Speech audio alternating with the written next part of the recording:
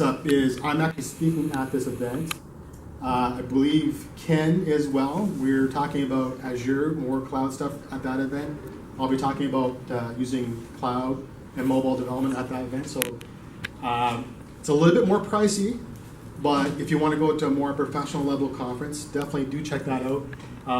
They keep mentioning about the Montreal Jazz Festival, so I'm thinking that's going to be a good time for us. So definitely do check that out. Okay, so let me walk through the schedule. So we've got a bit of a change on the schedule. We don't have our second speaker. So what we're going to do is basically, Jeff has agreed to kind of put more content into his talk.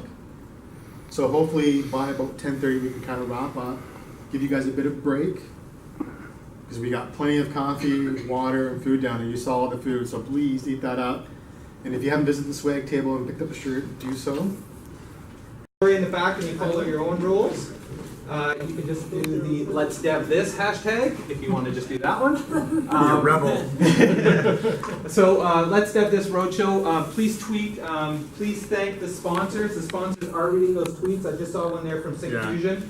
If you like this kind of stuff and you want to see more of it, definitely tweet it out and tweet your thank you. So this is going to be a talk about ASP.NET Core. I named it the best of the new bits. My intention was to show you a lot of the new stuff that's been happening in ASP.NET Core. But as a recent blog post came out, ASP.NET Core right now is termed as boiling the ocean, meaning this thing is in so much turmoil that they keep changing everything. They changed it about 3 or 4 times. So the blog article is really good to read. I'll show you the link after. But so I'm going to talk about ASP.NET Core in the context of .NET Core, and I will show you some of the new stuff, but with the caveat that most of this will probably change by the time it RTMs. So as way of intro, my name is Ken Cinerelli. I'm a Microsoft MVP in the C#.NET stack. I helped run the Kitchener user group with Lori, so we partnered with Tom to put this on for you guys. If you want to reach out to me, you can either get me by email or Twitter is even better. So, and I'm on that Let's Dev This Roadshow feed there. So if you want to, you can find me on there. Is this working? There we go. Give you better. All right. So this is a little bit about myself. My day job, I work as a content developer. I'm a MVP in Visual Studio and Development Technologies. I also contribute a lot to the TechNet Wiki. So that's part of MSDN. We write articles and help people on forums and that kinds of things.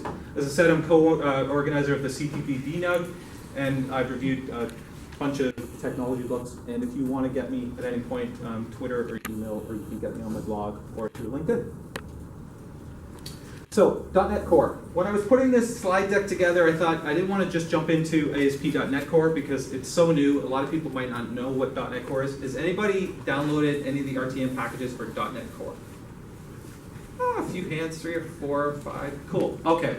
So you guys can help me when I'm going through this.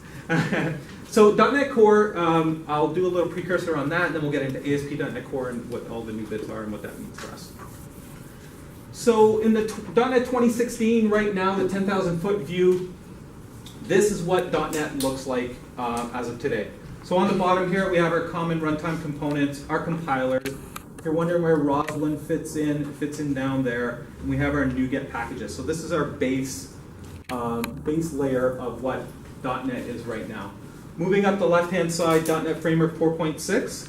That came out 6 months ago or so. And that is still going to be fully supported. So everything I say today about .NET Core, .NET Framework 4.6 is not going away. It has full support from Microsoft. It will be there. We'll talk about what the differences are and where you use one versus the other. But so .NET Framework is still alive, still being actively worked on. On top of .NET Framework 4.6, you can do your WPF, your Windows Forms, your ASP.NET 4, and your Core 1.0, your ASP.NET Core 1.0. On the right side, you got your .NET Core 1.0, which our release candidate 2 just came out, and we'll show you the release pipeline on that. All the modular libraries, so if you want to target Windows, Linux, or OS X, you're going to start using .NET Core, the Core CLR, and then above that, your ASP.NET Core 1.0 and your UWP apps, or your Universal Windows apps. So this is the status of the .NET framework and everything related to .NET right now. So nothing on this slide will change. The components inside of it will start to change. .NET Core, just a little bit about that. It is a subset of .NET Framework. As the name says, it's the core components of .NET Framework. Everything you want in the .NET Framework, though, is not in .NET Core, and we'll talk about what is not in .NET Core and what is eventually going to come to .NET Core. .NET Core is modularized, meaning that you can pull in the packages, only the packages you need for your project. You're in charge of what you pull in through NuGet or through Bower or through NPM. Any of those that you want to use, you're in charge of that. So Microsoft is now saying don't rely on libraries being there. If you want to update those libraries and you break your project, that's on you. Don't blame us because the framework has now been updated and your project doesn't work anymore. As it says, apps can be updated independently. You're not relying on framework updates anymore. So .NET 4 Framework 4.7, you're not going to have to update and make fixes. It's not going to impact you in any way. Your deployment packages, we'll touch on that a little bit. You can do self-contained or portable deployments, and we'll look at that. And the main thing about .NET Core and why you would want to use it is it's it's cross-platform, so it can run on Linux, Windows, or OS X. So this is why you're going to want to start using .NET Core. When you start reading the documentation and start learning about .NET Core, they are breaking it into two parts. So the runtime library, the CLRs, the compilers, everything within that, within .NET Core, this is obviously the runtime part, that's not going to change before release to market. So everything about that is stable. You can count on that being there right now. All of the tooling, all of the bits like the CLI and the bits that go into Visual Studio and Visual Studio Code, especially around ASP.NET Core, this is still changing. So I'll show you in a second what the release pipeline is for ASP.NET Core, but this is all going to change before it releases to market. So just a quick graph on what the differences are, so just so you have it clear in your head. If you're installing the libraries, everything within .NET Framework is centralized. With .NET Core, you're distributing what you need to run your app. So there's no monolithic framework that needs to exist on target machines anymore. You're packaging everything up and putting it out. That's what you need. If you're updating .NET Framework, you're going to wait for 3 hours while .NET Framework grinds through and restarts 6 times. You don't need to do that anymore. You're updating your app to include only the things that you need. So if you're running jQuery and there's a new version of jQuery and you want to update and include that new package of jQuery, that's up to you to include it and make sure that it works. Microsoft's not responsible for that anymore. And especially with NuGet packages as well. Platforms, .NET Framework obviously only runs on Windows. You can target everything within .NET Core. And the BCL, you get the BCL across both. So speaking of OS X and Linux and all of that, and Microsoft is big into the open source now. If you don't know that, you're going to start seeing crazy stuff like this. So Microsoft loves open source, SQL Server loves Linux, Microsoft loves Linux. These are heady times for Microsoft. Microsoft has really embraced the OSS framework. They want everything to be open source. They don't want to continue to write NuGet packages or wrappers around anything that can be serviced through Bower or NPM or any of those, or through Grunt. They don't want to have to do that anymore. They don't want to be in the business of package management. They only want to be in the business of package management for NuGet. So everything that they're releasing, all of the .NET Core, all of the C# stuff is all being open sourced. It's all available for download. You can go and inspect the code for C# or for Visual Studio Code or Visual Studio itself. You can contribute to those projects if you want on GitHub. You can make a change, submit a pull request. If your stuff gets reviewed and accepted, you've now contributed to VSS or C# or any of those projects. So all of that is available for you to contribute to. Actually, and if you are into docs and you like to do documentation, or you want to write a wiki or a blog post, you can go and contribute to their documentation space as well. They've open sourced all of their documentation. So, and the neat thing is that you can do make changes and do pull requests and stuff. So I've submitted a few pull requests, because if you see a typo and you just want to say, oh, you spelled this wrong, you can submit a pull request and they'll accept it, and you're now part of the Microsoft stack. So everything that Microsoft is doing is through the .NET Foundation. You might see that as well. .NET Foundation is something they created a couple years ago to embrace the open source community. So within Visual Studio 2015 and ASP.NET Core, you're going to see some of this stuff. NPM, Bower, Grunt, Gulp. So Jeff talked a bit about NPM. It's all this for the node. Bower is more for servicing or just sourcing out any of the JavaScript frameworks. So if you want to get latest version of jQuery, any of that, Grunt, your task runners, all of that kind of thing. They're all built into Visual Studio right now, so you're not seeing NuGet wrap around a lot of this stuff anymore. So this is all with the idea that you're focusing on new platforms and new ideas, and no longer is this the web. This is now the web. So just because you're a .NET developer or you like C# or you want to use Visual Studio 2015, it doesn't mean that you can't focus on certain platforms or certain items.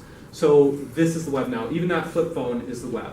So if you want to talk about open source technologies, cross-platform, you want to build some UWP apps, all of this is available to you now.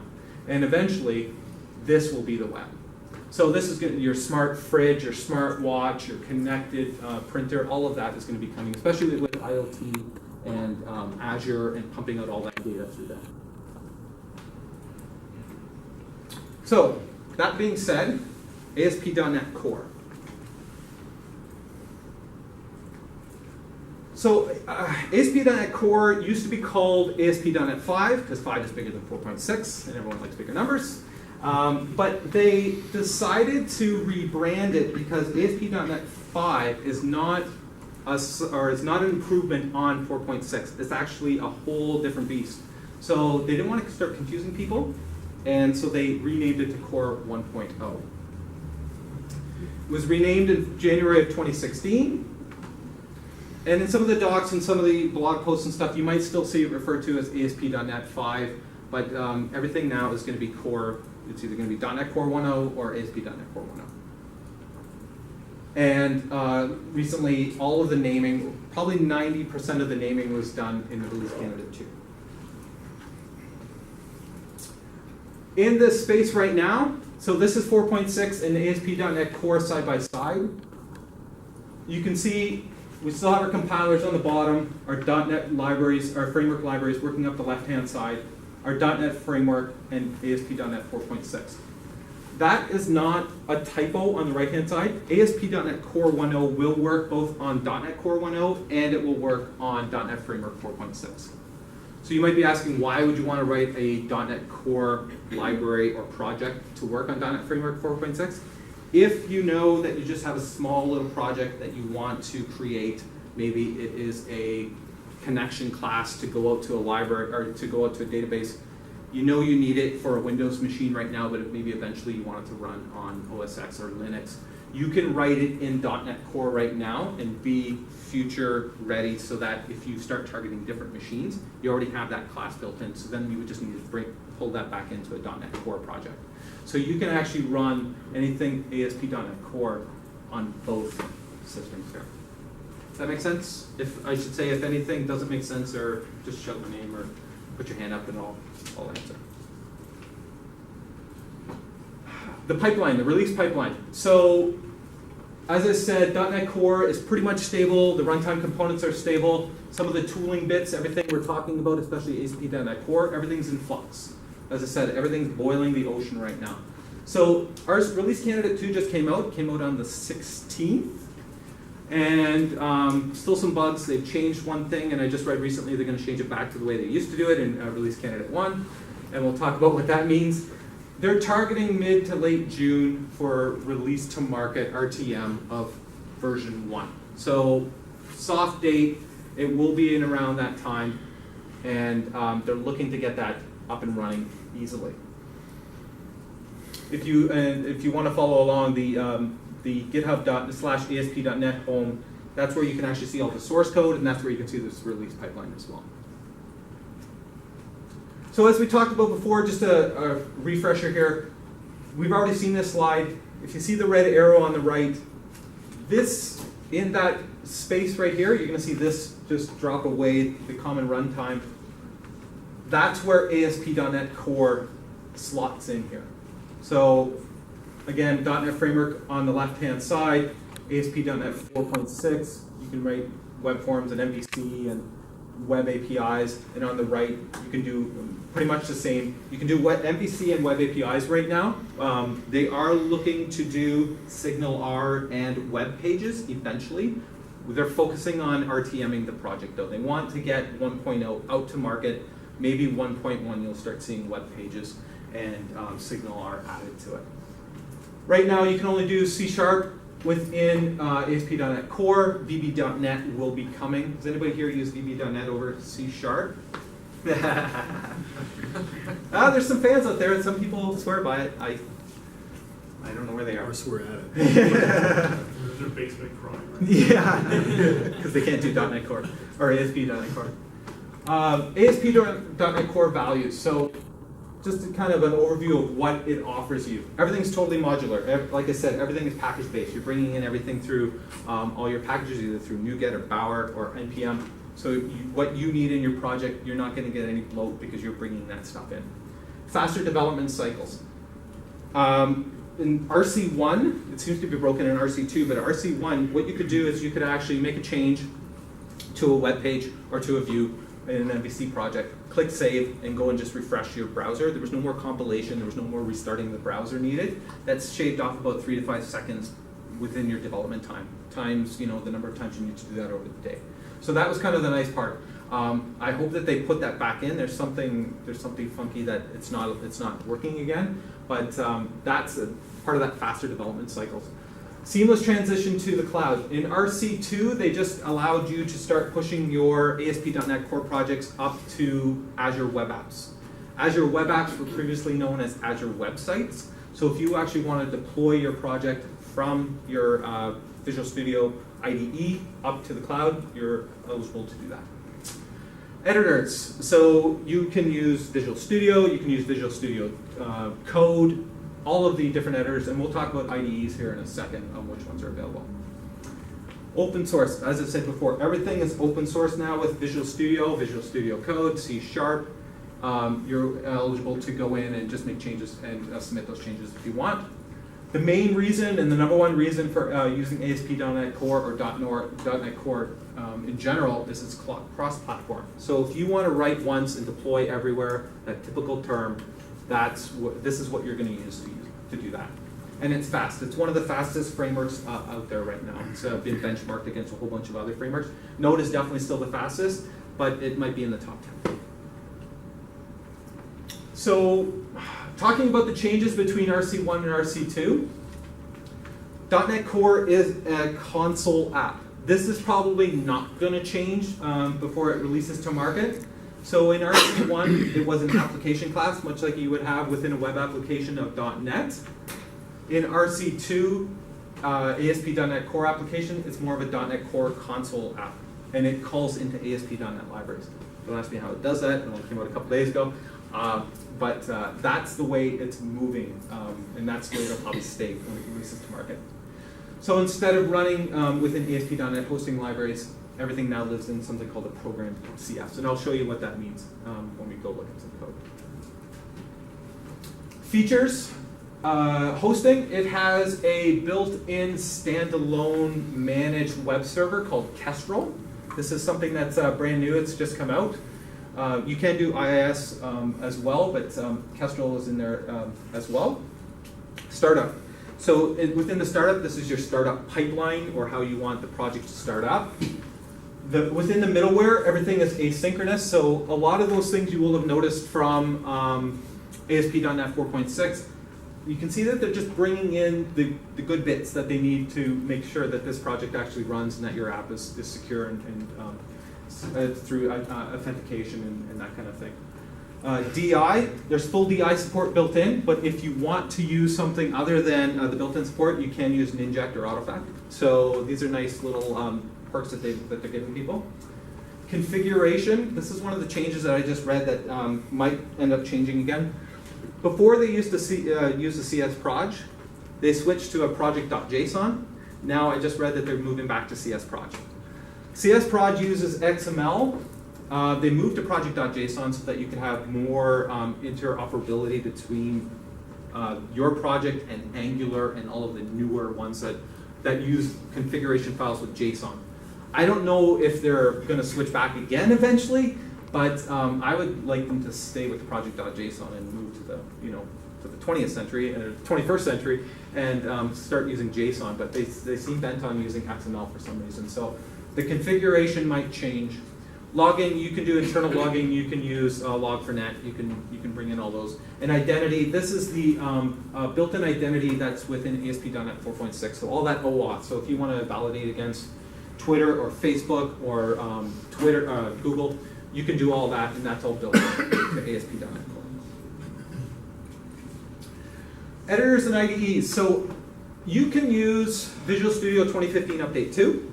And normally I'll get the question, is community involved? Yes, community is the free edition. If you haven't been watching the Visual Studio space and you're used to Visual Studio Express, Express has been renamed to Community, so a community is free. So you can go in and get Community. Visual Studio Code, which works across multiple operating systems, that's another free IDE. As long as you download it with a C# extension, you can get that as well. And so ASP.NET Core and .NET Core itself will run on all of these. And it'll also run on any something called an Omni Sharp enabled editor. So this is a collective or an organization that Microsoft came up with called Omni Sharp to help enable .NET functionality and .NET programs to run on all these free IDEs and editors. So Omni Sharp will run on any of these. So if you're running Atom or Brackets or Vim or Sublime, you can run .NET Core on any of those. And actually Visual Studio Code is also an Omni Sharp enabled editor because it's a stripped down version. What can you do right now? ASP.NET, so within any of these, you can create any of these kinds of projects. So you can do a MVC web apps in C#, an API app, a console app, .NET Core compatible class library. These two, the console app and the .NET Core compatible class library, once you're done and you build them, they'll actually compile down to a NuGet package. So if you want to create a bunch of code that's only your company is going to use, you can create this, compile it down to a NuGet package, and then put it on your internal NuGet server if you want. So this is a cheap and easy way to kind of start creating internal NuGet packages for yourself. As I said before, SignalR and web pages are coming, but they will come after RTM. Yes, sir? How popular is SignalR? It's pretty popular. I mean, there's obviously some popularity here that people want it within ASP.NET Core, right? So, I mean, the sheer fact that they want to bring it in the 1.1 version, there is demand for it. It's one of the major things on user voice that people want to see within ASP.NET Core. So.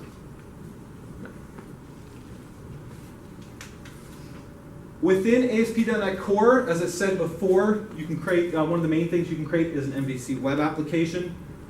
An ASP.NET Core MVC web app is MVC, APIs, and web pages all rolled into one. And we'll look at what that means in a second here. But yes, this is what an ASP.NET Core MVC project looks like. Within the MVC, one set of concepts, removes duplications. As I said, you get the web pages plus the APIs. So you have that built on ASP.NET Core and supports .NET Core, and you also get IIS or self-hosted. And we'll see what self-hosted means in a second, but you get built-in IIS support as well. And obviously you get the deep integration with dependency injection. Owen, does anybody here use Owen? You use Owen? You've used it? Yeah. So Owen is available for this as well. It's a middleware and hosting application. I've only used it a couple of times. It's really grown now, and it's really become popular. And so a lot of people are actually using Owen for both their 4.5, 4.6, .NET Core 1.0 apps. It's a nice little tool to have, and it's nice that it's available. Deployment. Okay, so once your app is built and you're ready to go and you're all set, how do you get this out to your customers? There are two deployment portability, or two models for deployment within ASP.NET Core. So you can have something called a portable app, or you can have something called a self-contained app. Portable apps are the default style or the default application type. .NET Core must be on the target machine. So if you know that you're going to be installing whatever your application is that you're building on 50 machines within your organization or 50 client customer machines, and you know that .NET Core will exist, you can go with portable apps. Your package will definitely be smaller because you're not including all those dependencies in the .NET Core runtime, so that's one of the benefits. It's also more portable between installations because you don't need to decide up front which operating systems you want to target. So you can actually go into the configuration file if you know that you just want to target Windows now, but in 6 months you want to target OS X. You can actually go in and change the JSON file or whatever, the CS proj, whatever one they're going to decide on. You can go in and change that and then just redeploy your application to target that OS X. So that's kind of nice, but again, you do need to have .NET Core installed on the target machine. The opposite of that is a self-contained app. So now this is everything that the project will need to run, needs to be included, all the app dependencies as part of the application. Again, you need to decide though, at development time, which OSs that you're running. So, I mean, you could be smart and just type them all in if you want, but it's up to you on which ones you want to decide. If you know you only want to target Windows now and later you want to come and you want to target OS X, you're going to have to pull the project down, decompile it, make sure it's all good, and then recompile it back up. So just something to think about as you move between the different styles. How you do that? So this is a portable, this is the default one. Again, this isn't really going to mean much to you, but I just wanted you to see how easy it is. You can just take this. You can see that the platform has been targeted, the version and the frameworks. We're targeting .NET Core Application 1.0. If you remove the type under dependencies and add in the specific runtime, so here we're targeting both Windows 10 and OS X 10, that's all you need to do to be able to make a self-contained app that will run. So you would need to make those changes in development time, but then you can create a self-contained application. Tooling. So part of the bits that are changing within ASP.NET Core, and this is part of this is traditionally, or this is the part of the talk where it's the best of the new bits. So the best of the stuff that have made changes between release candidates and stuff that you might not have seen before. Tooling changes, there is a .NET CLI, there's an SDK that you can run and download and build applications right from the command line if you want, and we'll demo that in a second. And there are tons of IDE updates as well. Tag helpers is one nice thing. You can actually start, they cleaned up a lot of the back-end code, which is kind of nice, and looks more like HTML and MVC views, and I'll show you what that means in a second. But that's kind of a nice new feature that they put in as well. IIS support is baked in. As we said, you can publish your RC2 apps, so your release candidate 2 apps right up to Azure and right up to the app service. So if you want to create a website, you can just push all that right up through Visual Studio Code or Visual Studio itself. And Docker. Is anybody here using Docker? Anybody creating Docker containers? That's becoming very big, Docker. So you can create local Docker implementations on your local development machines using Docker tools in Visual Studio and actually push your ASP.NET Core apps right into Docker if you want. The ASP.NET Core SDK, so this is the first part of the new tooling. So this is the command line interface. These are the changes here. And when you download this, it's enough software to build an app. And you get both tools and a copy of .NET Core. And that's where you're going to get it from, but I'm going to show you actually an easier way, or an easier place to get it from. So I'm going to just do a quick demo here of what this means. That article I talked about boiling the ocean, why .NET Core is in such flux, this is where you can find it. So if you want to know more about why people are saying .NET Core is not ready, that's where you can find that article. To download the tools, you want to go to .net. It's a cute little URL they came up with. Have you heard of this one? So if you go there,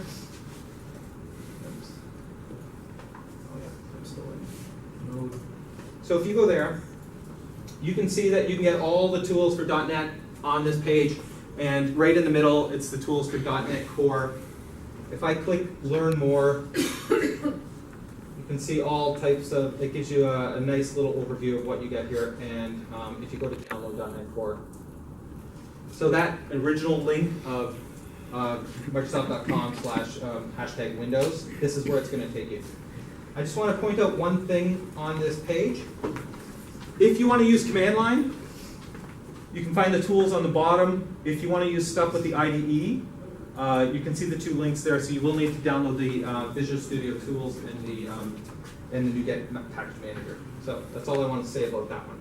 Question. Yes, sir. Do you know if you install the Visual Studio plugin, does it give you the command line tools? It does, yes, yeah. So if you know that you're going to go right to the IDE, you don't need to do the SDK. If you just want to do the SDK and just put it on just a random machine, you can just do the SDK and just play around with that if you want. Okay. So I'm just going to do some command line stuff here. I just want to show you what this looks like so everyone should be able to see that. Once you got the tools installed, you have full support here. So you can actually see, let me go make that a little bigger.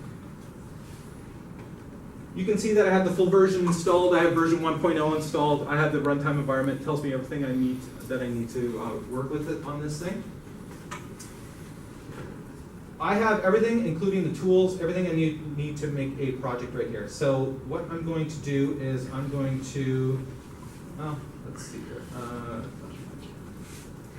It does have full help support as well. So you can see all the different commands. We're going to use the majority of these commands when we create our project here. So we're going to actually do a new and a restore and a build or a run and all that. So it has full help support on this .NET, on the CLI. So I'm going to go down here and I'll just make a folder and I'll call it hello London. So I'm going to go in here and I'm just going to CD into this guy. And within this folder, this is where we're actually going to create our project. It's as simple as doing, actually, let's do that. And so you can see there, it has created my project for me because all I typed in was .NET New. So you can see my command up there. It's created my project for me. If I go over to that folder right now, and I say, let's go here, oops, let's go there. So this is what it's created for me. It's created a, let's see, London or LDN? It's LDN. LDN. So this is as much as it's created for me because I've not restored the packages yet. I need to restore the packages. Just like with any other project, I need to bring in what's missing here. So if I come in and say .NET Restore, you can see that it's kicking off and it's going through and it's actually restored all of those packages that I need for my project. If I come back to .NET 5 here, and it's brought in some of the packages that I'm going to need for this project. Next, if I do a run, it's going to compile it and it's going to run it. And the .NET New project, all it does is kick out the words hello world. So I can then go in here and decide to open this up in Visual Studio Code, start working with it, start playing around with it. But that's 4 lines of code or 4 lines of typing, and I have a brand new CS project or a C# project. So that's the command line tool. So if you don't want to deal with interfaces, you don't want to deal with, or maybe you're running out of space, and you don't want to have to deal with IDEs, you can come in and just add the command line tool, command line tools and start working with .NET. Clear? Any questions on that? I'll keep going here. I know we're pressed for time.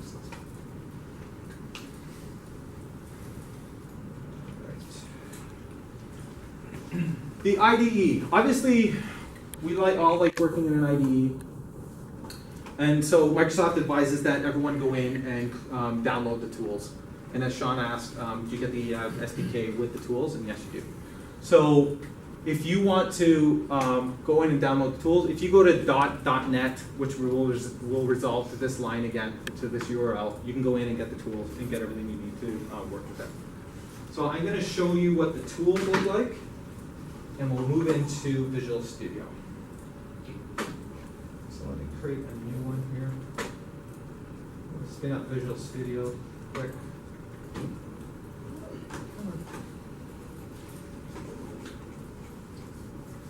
All right.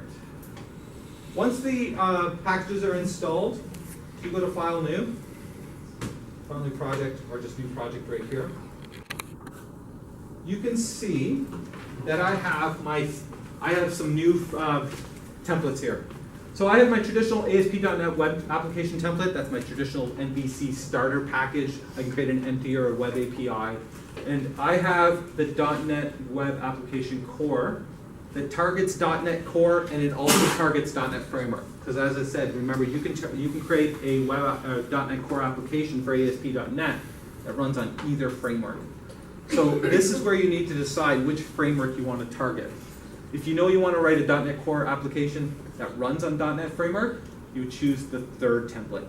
I'm going to leave it at the second template because I want to create a .NET Web application that runs on .NET Core. You can also see as well, it has a specific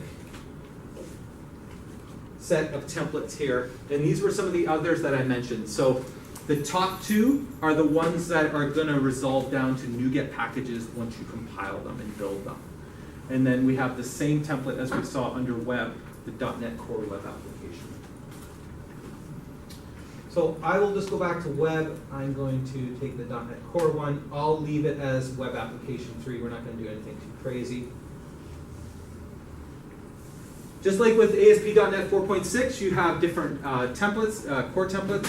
You can create an empty project if you wish. You can create a web API project or a web application. I'm just going to take the default here as well.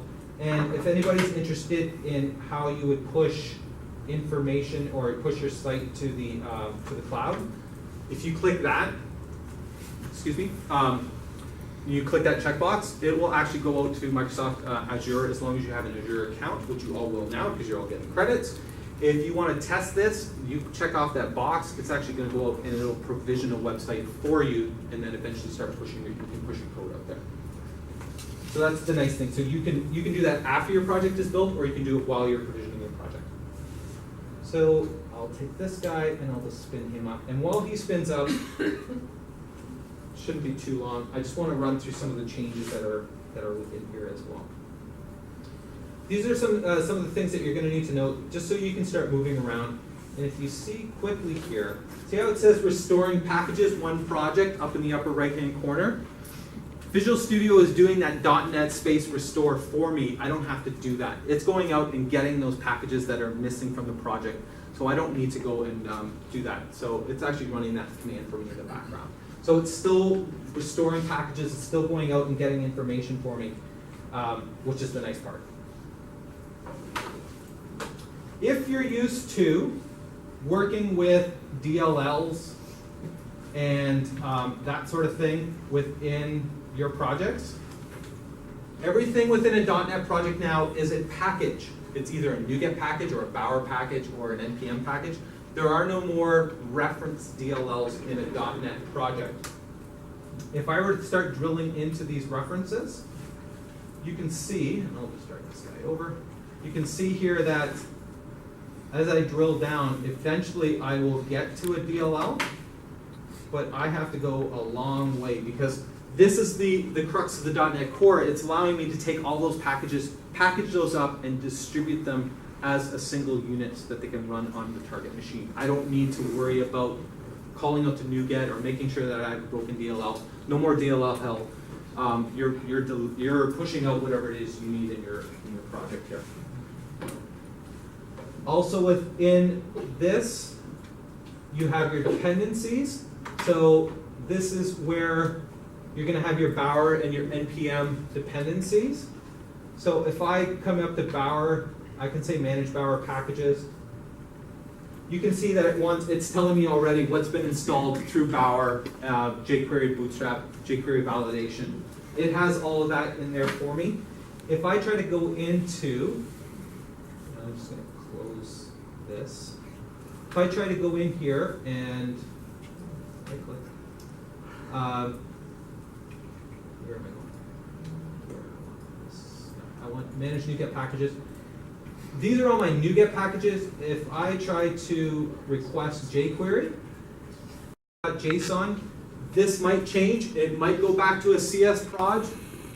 Generally, the stuff within this will remain though.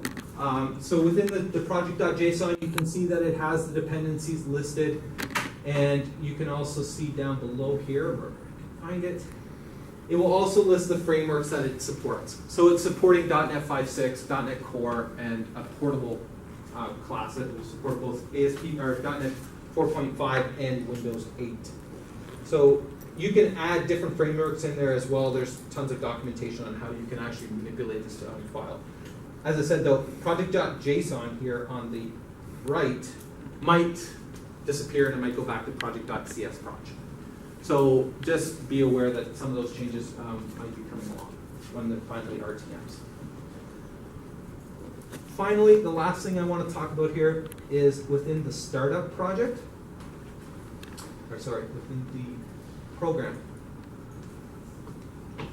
Program.cs calls startup.cs. Program.cs has a main. And you might be wondering, why is there a main method inside of a ASP.NET web application? Because if you'll remember, I said that ASP.NET is a console application. So this is a console application. It's running inside of a console that makes calls out to an ASP.NET library. So within a console application, you would expect to have main. So this is why the main is here now. So this is your entry point into your project. This will call the startup. The startup.cs will then work through all your configuration files and your services and work through all of your variables, your environment variables, and all of that kind of stuff. So that's the basic layout of an ASP.NET Core project. Is there any questions around that? We'll roll along here. We'll get to lunch.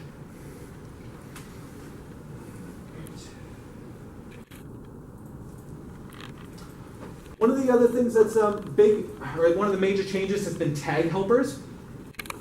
Tag helpers are new kinds of HTML attributes that have made the change. When Microsoft introduced the Razor syntax, I believe in ASP.NET 3.5, they thought they were doing something great by making it look like that. And it is ugly to read, especially on views. It's, yeah? So now they've gone to this. They've gone back to HTML attributes and something that actually looks like an HTML tag. So you have your labels and you have your angle brackets and you have your class definitions and your class callouts in there. Everything in bold and under ASP.NET 4 is something that can be brought in through IntelliSense. It's easy, it's more customizable, and it all comes with IntelliSense, which looks nice. So to give you an idea of what it looks like, this is what it used to look like, HTML.label 4, and this is what it kind of looks like now on the bottom. And I'm going to just show you live what that kind of means. So, old project, this is what it used to look like. So you would have your HTML.label 4. This is all straight out of the box. This is an MVC project. I didn't tamper with the registration page. This is what Microsoft was creating before. This is that same page. If I go into the application I just created, we go into views and image, share, where? Account. Thank you. Register. This is that same page right now. So you can see here everything in bold, the label and the ASP4-4, that's all keywords, that's all stuff that can be added through IntelliSense if I wanted. So if I come down here and hit the space bar, you can see that I have all kinds of nice IntelliSense here that I can go in and start grabbing stuff if I want to. So that's straight out of the box, that's brand new, and that's called tag helpers within ASP.NET Core.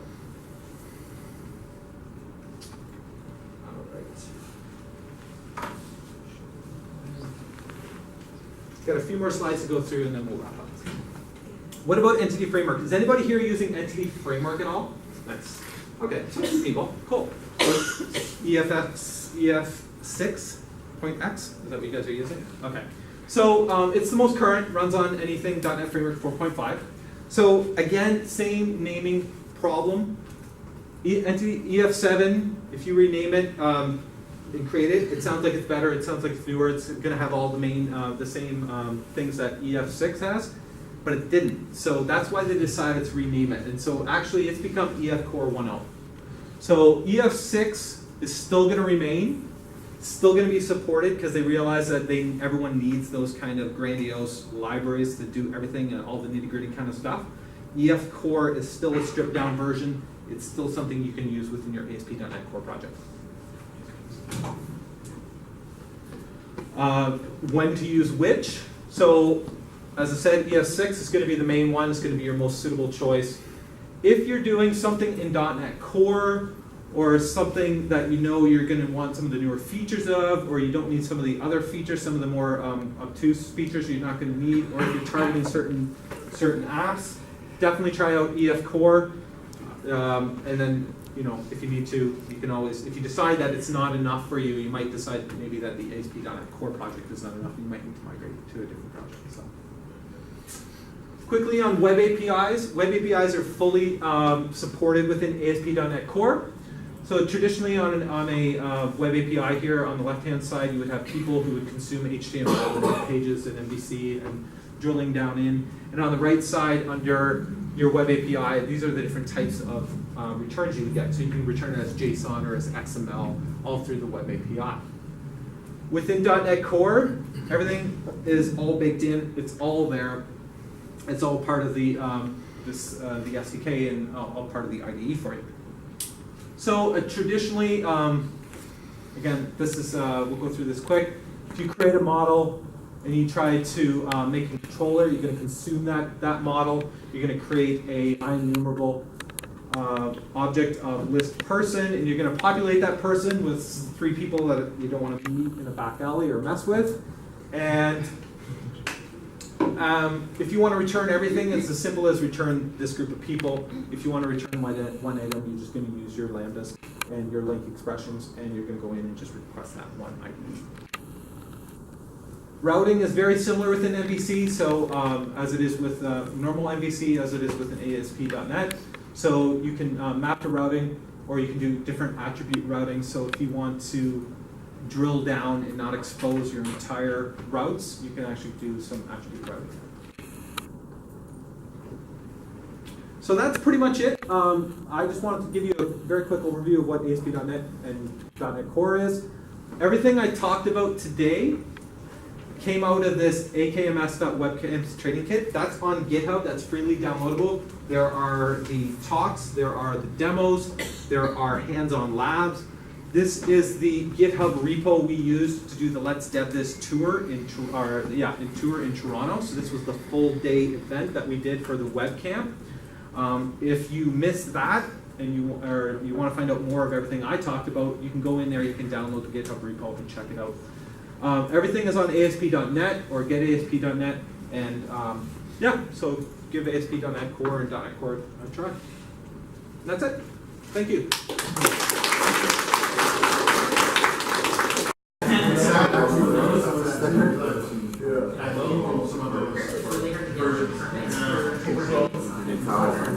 This is how you can ever toys.